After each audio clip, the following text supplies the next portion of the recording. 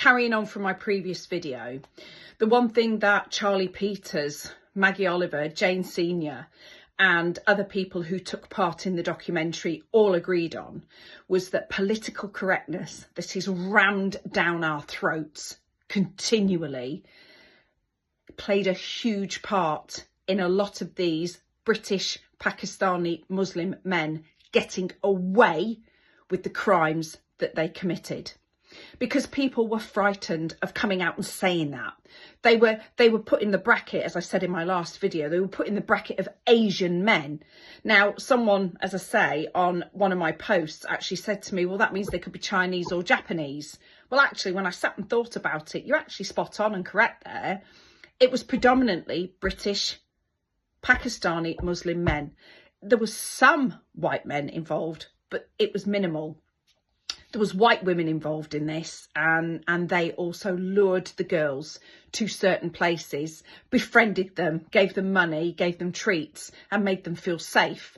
One woman and another woman were actually taxi controllers and were probably groomed when they were young by these men as well, but they couldn't see that. They're so indoctrinated by the whole thing. Reporters, Andrew Northcott, made his first report and was warned to back off, so he dropped it. And then the more it started coming out and the worse it started getting, he thought, I can't let this carry on. I'm going to have to do something about it.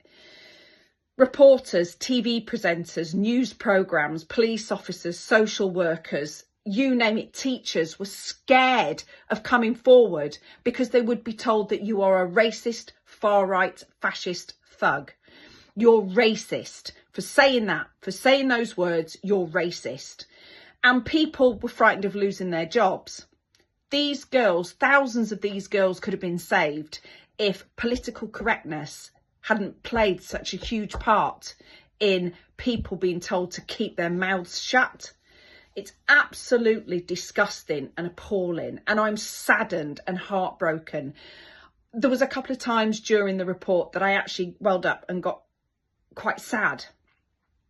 And I'm not going to do that now, because this hits home to me massively. This whole thing is so close to home for me that it breaks my heart. And to know that there was so many, I won't say missed opportunities, because they weren't missed, they were ignored. These girls were ignored, and then they were made to feel guilty. They were made to feel that it was their fault. They were made to feel that they were enjoying this, that they courted this kind of abuse. And it's just heartbreaking, and it's disgusting, and it makes me want to rip my skin off for these girls. We've got to keep making awareness of this. We can't let this go.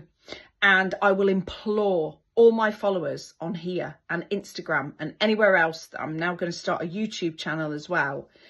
You have got to fight this. Please share my videos, and not because I want to make money off it, but because we need this. We all need to make this a huge thing. It's got to be pushed, this issue, and awareness is key. And the more people in the UK and across the world who know about this, and the more people who are outraged by this, is the only way that anything's going to be stopped.